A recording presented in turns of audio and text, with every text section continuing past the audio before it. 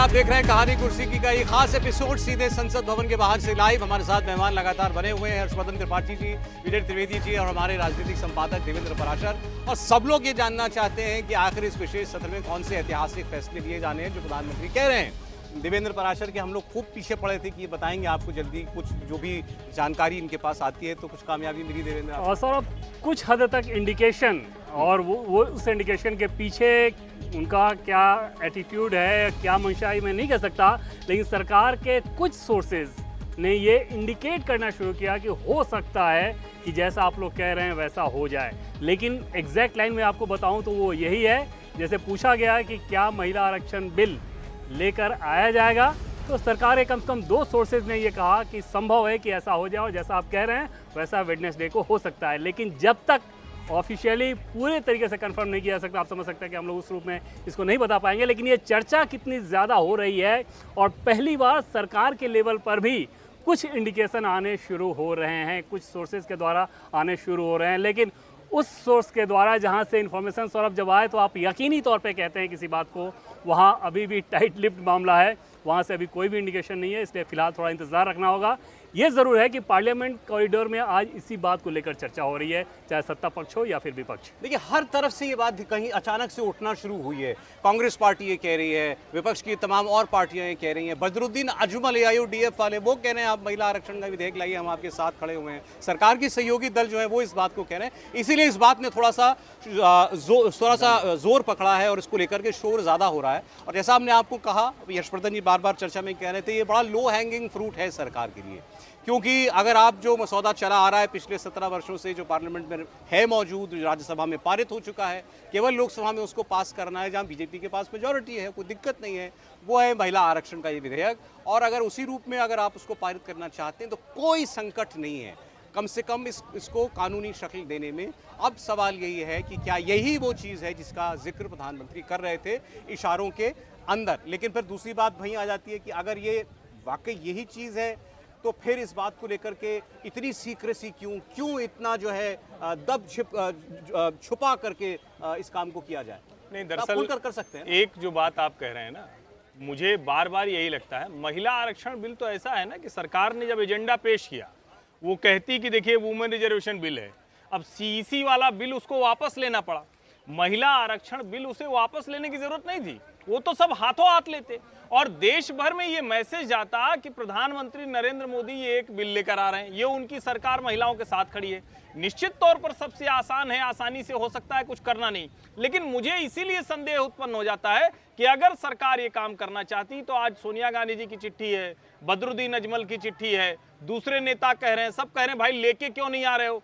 यानी एक तरह से कहें जो सरकार का नैरेटिव था उस पर अब दूसरे नैरेटिव हावी हैं। और ऐसी चीज को तो आप और ज्यादा बढ़ा चढ़ा कर करते हैं, पार्टी कार्यक्रम करने लगती है बीजेपी कि देखिए महिला सशक्तिकरण करना है।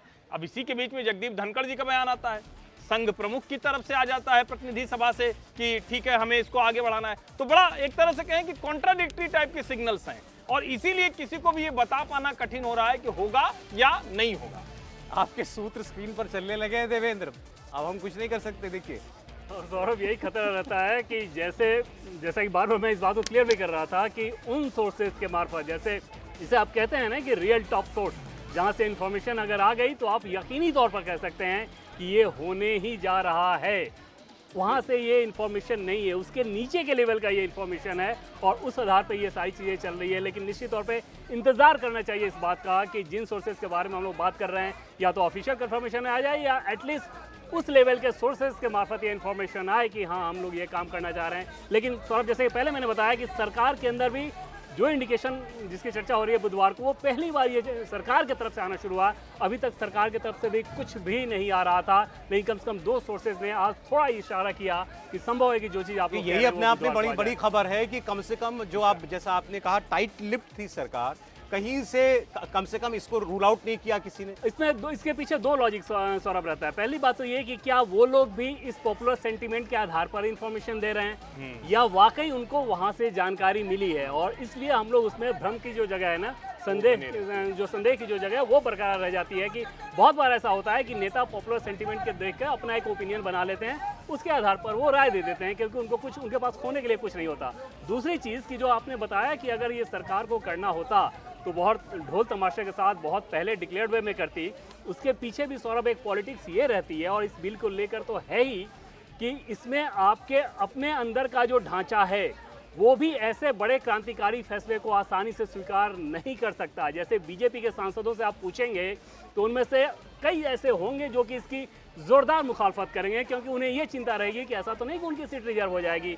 और ये प्रेशर ग्रुप पार्टी के भीतर, पार्टी के ढांचे में काम करता ही है। चाहे आप कितना भी सोचें कि प्रधानमंत्री नरेंद्र मोदी जो फैसला ले लेंगे उसकी आलोचना कौन करेगा, बिल्कुल उसकी आलोचना कोई नहीं करेगा, लेकिन पार्टी के भीतर जब आप बैठते हैं तो सबको लेकर चलना होता है। और ये एक वजह हो सकती है कि अगर इसको करना हो तब भी अंतिम समय में ही बताया जाए।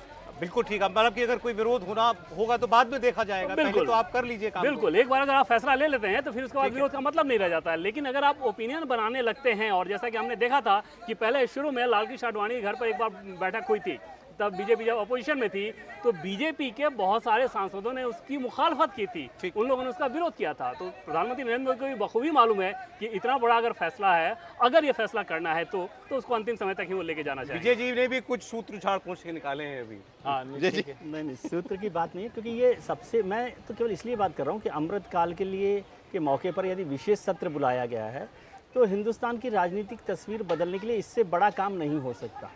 लेकिन मैं बार बार इस बात पर सहमत नहीं हूँ कि ये बहुत आसान काम है। ये आसान काम नहीं है।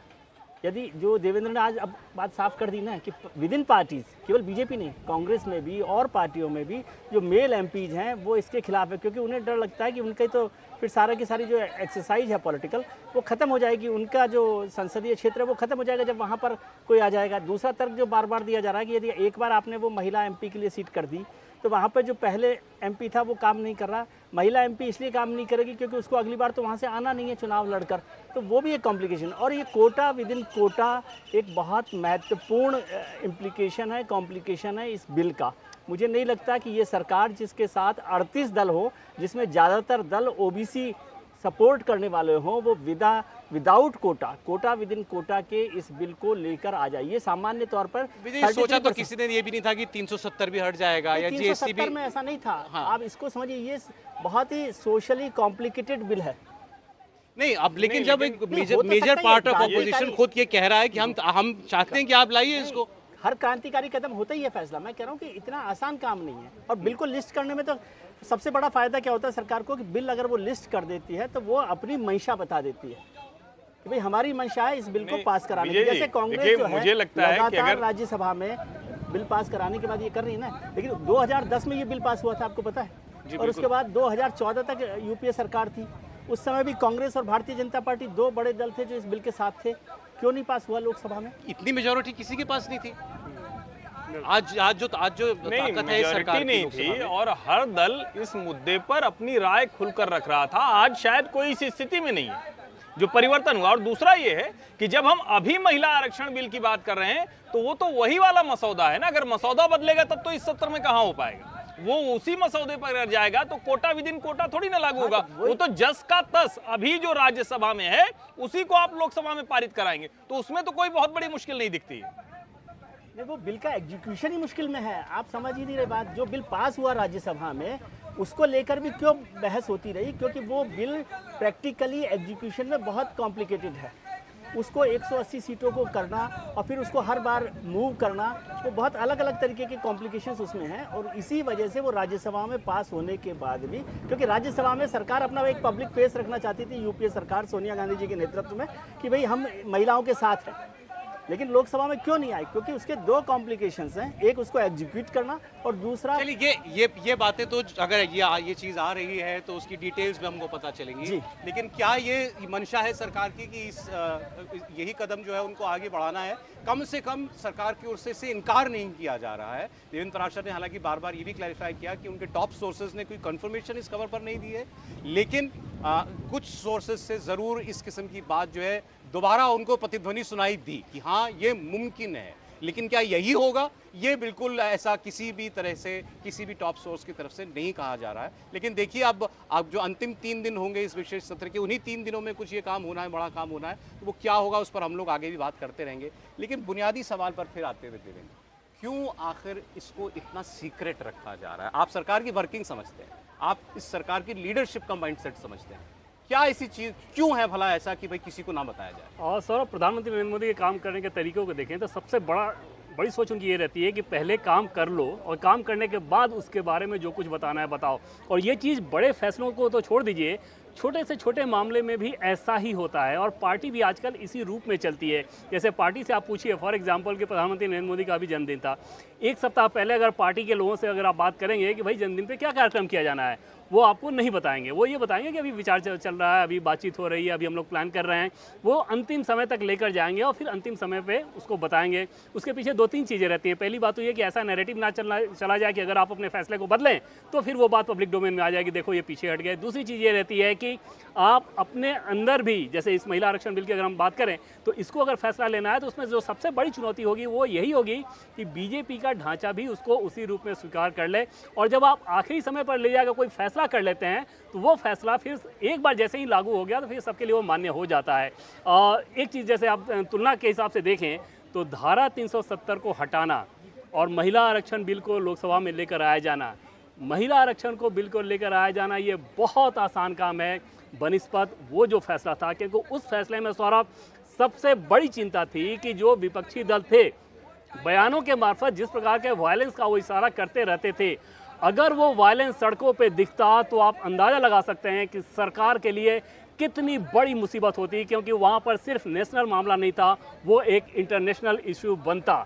इस केस में ऐसा कुछ भी होने की संभावना दूर दूर तक नहीं है, सिवाय कुछ सेक्शन में राजनीतिक असंतोष के। क्योंकि हम सभी जानते हैं कि पुरुष माइंडसेट जो है, जो भी सांसद हैं, अगर उनकी पत्नी के लिए भी आप कह दीजिए कि ये सीट आपकी पत्नी को दे दी जाएगी, वो भी उनको मंजूर नहीं होगा, वो आसानी से मंजूर नहीं होगा, वो बहुत मजबूरी में उसको एक्सेप्ट करते हैं। यहाँ मैं थोड़ा सा आपको रोकूंगा। अरे आप क्या चाह रहे हैं? कितने उदाहरण है, आप तो हमसे ज़्यादा जानते हैं। पत्नी नेता हो गई, पति पत्नी में झगड़ा हो गया, तो मुश्किल है ना भाई। वो सांसद जी वो हो जाएंगे, विधायक जी हो जाएंगे, प्रधान पति तक तो चलता है, लेकिन विधायक पति और सांसद पति ये नहीं हो पाता है। सोल्यूशन बता रहे थे ना विजय जी कि डुअल रिप्रेजेंटेशन।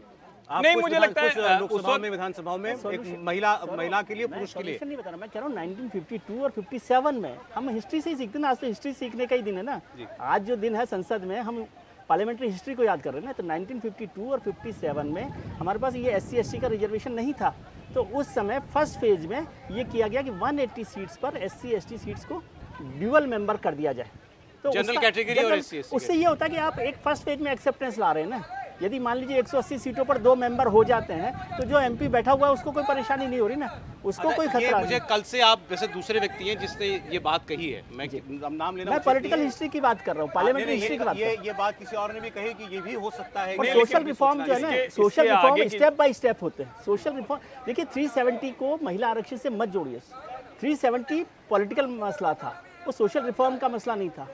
ये महिला आरक्षण बिल सोशल रिफॉर्म का मसला है। फिर से इसको सरल भाषा में इसको दर्शकों तक पहुंचाइए इस बात को जो आप कह रहे हैं। अभी हम बात कर रहे थे महिला आरक्षण, उसमें सीधे 180 सीटें जो रिजर्व हो जाती हैं कि यहाँ पर महिला ही चुनाव लड़ेंगी जी। आप जो बात कह रहे हैं कि वो आज़ादी के बाद कुछ वर्षों तक चला, दो पार्लियामेंट में चला, 1952 और 57 दोनों जो, कि एक जनरल कैटेगरी का उम्मीदवार भी लड़ेगा और एक रिजर्व कैटेगरी का उम्मीदवार भी लड़ेगा। तो ऐसा भी एक संभावना हो सकती है कि मतलब उसमें आसानी है ना, उसमें किसी को नुकसान नहीं हो रहा कि ऐसे में आप एक सीट जो है एक ही कॉन्स्टिट्यूएंसी में एक उम्मीदवार तो जनरल हो, चाहे महिला हो पुरुष हो, और दूसरा वो महिला ही होगी और 2 वोट देंगे। 2 वोट देंगे। और अभी आपने आज जब कल संसद में नई में आएंगे तो 8 से 81 सीटें कर दी है ना, तो खाली तो अच्छी नहीं लगेगी, तो आ जाए तो अच्छा ही है। सौरभ जी, थोड़ा सा मेरा सीट खाली तो नहीं, मुझे थोड़ा सा मतभेद है विजय जी से। वो उस वक्त की स्थिति थी जब देश अपनी मनः स्थिति किसी चीज पर तैयार नहीं कर पाया। उस वक्त हमारे बीच में, अपने बीच में तय नहीं हो पा रहा था। डुअल रिप्रेजेंटेशन दरअसल दुनिया का सबसे कॉम्प्लेक्स सिस्टम है। जहां भी ये हुआ वो हमेशा मुश्किल में रहेगा, उसको खत्म करना ही होगा। और अगर आप ये कह रहे हैं तो मैं तो उससे आगे की बात कर रहा हूं। भारत में लोकसभा का प्रतिनिधित्व बढ़ाया जाना ये लंबे समय से मांग हो रही है, तो सरकार तो उस तरफ जाएगी ना कि वो सीटों को बढ़ाए और उसके बाद उसी में आरक्षण लागू कर दे। वो क्यों करेगी कि एक ही सीट में 2 रिप्रेजेंटेटिव लेके आए और दोनों एक जगह से आए? वो बहुत ही कॉम्प्लेक्स होगा। मुझे नहीं लगता कि उस तरफ सरकार जाने की तरफ बढ़ेगी। सरकार को करना ही है 2026 के बाद निश्चित तौर पर। तो मुझे लगता है परिसीमन के साथ हो जो आरक्षण 2026 में नोटिफिकेशन होगा ना, तो उसके बाद डिलिमिटेशन होगा। 2026 के बाद डिलिमिटेशन। 2026 भी आ ही गया। नहीं, लेकिन अभी तो सर वो 2011 की सेंसस ही नहीं हुई है। उसकी सेंसस के बिना आप कैसे करेंगे? आप सोचिए 1951 में 1952 में जब पहले चुनाव हुए तो हमारे हाँ, पास या ठीक है, उसके लिए पहले उसके लिए जनगणना सेंसस तो जरूरी है। जनगणना तो कराएंगे। और आप सोचिए दूसरा सौरभ- 1952 में 8 लाख की कॉन्स्टिट्यूंसी थी हमारी पार्लियामेंट्री कॉन्स्टिट्यूंसी, आज 26 लाख की हो गई है। और अभी डिलिमिटेशन होगा, सेंसस होगा तो वो तो पूरा का पूरा पिक्चर बदलेगा। और साहब इसको देखिए, लेकिन अगर ठीक तरीके से तो ये कोई सोशल रिफॉर्म नहीं, जो बल्कि पॉलिटिकल रिफॉर्म आपको ज़्यादा नजर आएगा। अगर देश के पंचायतों में महिला आरक्षण आप कर देते हैं, और बिहार जैसे फेडरल स्टेट, आप अंदाजा लगा सकते हैं कि बिहार की जो सामंती मानसिकता है वो कितनी ज़्यादा है। अगर वहाँ पर इस बात को लेकर कोई सोशली रिएक्शन नहीं होता तो ये फिर सोशल इशू कैसे होगा? ये सीधे पॉलिटिकल विल का मसला होता है। क्या राजनीतिक दल इस बात के लिए तैयार हैं, और वो पार्टिकुलर पॉलिटिशियन इस बात के लिए तैयार हैं कि महिलाओं को इतना स्पेस दें? और मैं ऐसे नेताओं को जानता हूं कि अगर आप उनसे ये कह दीजिए कि अरे आपसे बेहतर तो आपकी पत्नी ज़्यादा अच्छी पॉलिटिक्स करती हैं, वो इस बात को भी अन्यथा ले लेते हैं। तो उससे आप अंदाज़ा लगा सकते हैं कि वो जो पुरुषवादी मानसिकता है वो कितनी बड़ी रोड़ा रहेगी इस बिल को लाने में। और वही सबसे बड़ा चैलेंज होगा प्रधानमंत्री नरेंद्र मोदी के लिए, अगर वो इसे सीक्रेट रखना चाह रहे हैं। तो अगर की बात हम लोग बार बार इस लिहाज से कह रहे हैं कि कोई भी कंफर्मेशन नहीं है। सोशल रिफॉर्म के लिए सबसे जरूरी चीज़ है पॉलिटिकल विल, और वो इस सरकार की लीडरशिप के पास सबसे ज़्यादा है। तो ये सबसे बड़ा मौका हो सकता है, क्योंकि आप देख लीजिए कोई भी रिफॉर्म होता ना, जब सती प्रथा हो रही थी तब भी यही हुआ था, हिंदू कोड बिल जब आया तब भी यही हो रहा था। तो जब पॉलिटिकल विल हो जाए तो सोशल रिफॉर्म का रास्ता खुल जाता है। ये असंभव नहीं होता, नामुमकिन नहीं होता। और फिर आप तो रोज नारा सुनते हैं कि मोदी है तो मुमकिन है। बिल्कुल नहीं सर, मुमकिन तो है, पर यही नहीं पता कि काम कौन सा मुमकिन करना है, और क्या एक ही काम मुमकिन होना है ये भी नहीं मालूम है। ये एक से ज़्यादा भी हो सकता है। नहीं, एक से ज़्यादा भी हो सकता है। और अगर मतलब हम संकेतों को लें, और चूंकि अनुमान पर बात हो रही थी, तो संकेत ये क्यों नहीं होगा कि प्लेसेज ऑफ वर्शिप एक्ट पे भी सरकार बात करेगी? इस देश को अगर बार बार हम हिंदू मुस्लिम संघर्ष के तौर पर देखते हैं तो अयोध्या, काशी, मथुरा लगातार विवाद में रहता है। तो क्यों नहीं प्लेसेज ऑफ वर्शिप एक्ट हो और उसको तय कर दिया जाए, जिससे प्लेसेज ऑफ वर्शिप एक्ट क्या, जिसकी दरअसल 1991 में नरसिंहा राव जी की सरकार ने, चूंकि कहा यह जा रहा था कि ये भारतीय जनता पार्टी की राजनीति खत्म करने के लिए, कि चलो ये आ जाएगा तो अब कोई भी तंडा ही नहीं खड़ा होगा, लेकिन हो उल्टा गया है। अब ज्ञानवापी और मथुरा विशेष करके ये दोनों हैं जहां एक मस्जिद का और मंदिर का विवाद है। सबसे ज्यादा अभी चर्चा में आता है कि काशी विश्वनाथ में वो ज्ञानवापी जो है, ज्ञानवापी मस्जिद है या ज्ञानवापी मंदिर है, उसमें श्रृंगार गौरी का मंदिर है, जिस पर वाराणसी के डिस्ट्रिक्ट कोर्ट ने बाकायदा सर्वे को कहा। जो वहां की इंतजामिया कमेटी थी वो सर्वोच्च न्यायालय आती है, उसको हाईकोर्ट भेजेगा, और हाईकोर्ट ने भी उस सर्वे को कहा है। तो अगर वैज्ञानिक सर्वे आएगा तो फिर वो वर्शिप, जो प्लेसेज ऑफ वर्शिप एक्ट था 1991, उसका क्या होगा? तो क्या वो भी एक बड़ा मुद्दा है जिसको सरकार सोच सकती है? और अगर उस लिहाज से देखें, सरकार के मैंडेट के लिहाज से, एजेंडे के लिहाज से, 370 के लिहाज से, 3 तलाक के लिहाज से, तो ये भी एक मुफीद मुद्दा दिखता है जिसको सरकार चाहेगी कि रिजॉल्व होता हुआ दिखे। और अगर काशी की बात करें तो वहाँ तो ज्ञानव्यापी मस्जिद में जो है सर्वे का काम चल रहा है। वो रिपोर्ट थोड़ी देर में, कुछ दिनों में जो है पूरी करके सौंपनी भी है ASI को। ये कहीं से भी स्कीम ऑफ थिंग्स में आपको लगता है फिट बैठता है सरकार की? पॉलिटिकली तो कोई बहुत ज़्यादा प्रॉब्लम है नहीं, लेकिन इसके संकेत नहीं है। और किसी भी स्तर से, चाहे पार्टी के स्तर से या सरकार के स्तर से बात करें, तो अभी तक इसका सौरभ कोई संकेत नहीं है। और हम लोग बार बार इस बात को जानते हैं कि अगर संकेत नहीं है, इसका मतलब ये नहीं है कि ये नहीं हो रहा है या हो ही रहा है। उसके बारे में फिलहाल इंतजार ही करना होगा। अभी जो संकेत मिले हैं सौरभ, वो हमने बताया कि बस उसी बात को लेकर, वो भी किस रूप में मिले। सर इसमें एक बात जोड़ दूं मैं, क्योंकि इसमें एक छोटी सी लाइन कि ये places of worship act politically divided में सबसे बेहतर चीज हो सकती है, लेकिन अभी वो सुप्रीम कोर्ट में चल रहा है, और सरकार कोई ऐसा झगड़ा मोल नहीं लेगी कि जो केस सुप्रीम कोर्ट में चल रहा है उस पर कोई बिल लेकर आ जाए। यदि वो फैसला कर देते तो उसके खिलाफ भी जा सकते। सुप्रीम कोर्ट के फैसले के बाद सरकार ले आती है तो फिर चलती चीज में क्या सुप्रीम कोर्ट में चल रहा है तब नहीं ला सकती ना। इंडिया टीवी हर वक्त हर जगह डाउनलोड करने के लिए सर्च करें India TV news Google play store या ऐप स्टोर पर।